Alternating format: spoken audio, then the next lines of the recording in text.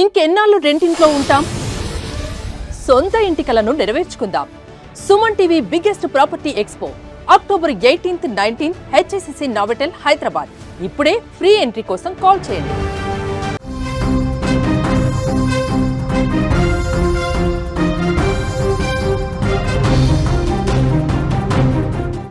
AP రైతులకు దీపావళి శుభవార్త. అదేంటో తెలుసుకునే ముందు బిగ్ అప్డేట్ ఒకసారి చూద్దాం.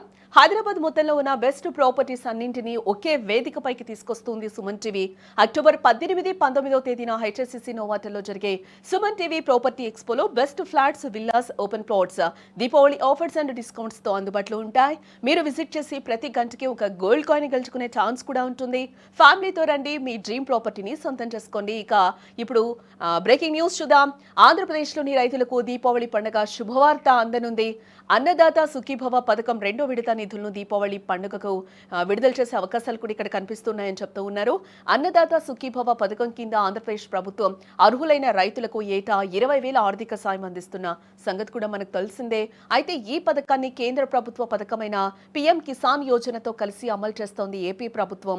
అందులో భాగంగా ఆగస్టు నెలారంభంలో అన్నదాత సుఖీభవ పీఎం కిసాన్ యోజన కింద అర్హులైన రైతులకు 7,000 అకౌంట్లలో జమ చేశారు.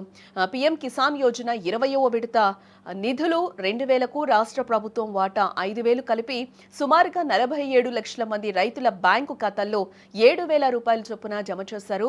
ఈ క్రమంలోనే దీపావళి పండుగ సమయంలో పీఎం కిసాన్ యోజన 21వ విడత నిధులు విడుదల చేయాలని కేంద్ర ప్రభుత్వం భావిస్తున్నట్లుగా కూడా తెలిసింది. దీంతో అన్నదాత సుఖీభవ పథకం డబ్బులు కూడా అప్పుడే రైతుల అకౌంట్లలో పడే అవకాశాలు అయితే కనిపిస్తూ ఉన్నాయి. పీఎం కిసాన్ యోజన నిధులు విడుదలైనప్పుడే అన్నదాత సుఖీభవ పథకం నిధులు కూడా విడుదల చేస్తామని రాష్ట్ర ప్రభుత్వం కూడా ప్రకటించిన నేపథ్యంలో రైతులు అందరూ దీపావళి పండుగ కోసం ఆసక్తిగా ఎదురు చూస్తూ ఉన్నారు. ఇక అన్నదాత సుఖీభవ పథకం విషయానికి వస్తే రైతులకు పెట్టుబడిగా సాయంగా ఉండేందుకు ఏటా 20,000 అందిస్తామని కూడా టీడీపీ కూటమి ఎన్నికల సమయంలో హామీని ఇచ్చిన సంగతి మనకు తెలిసిందే.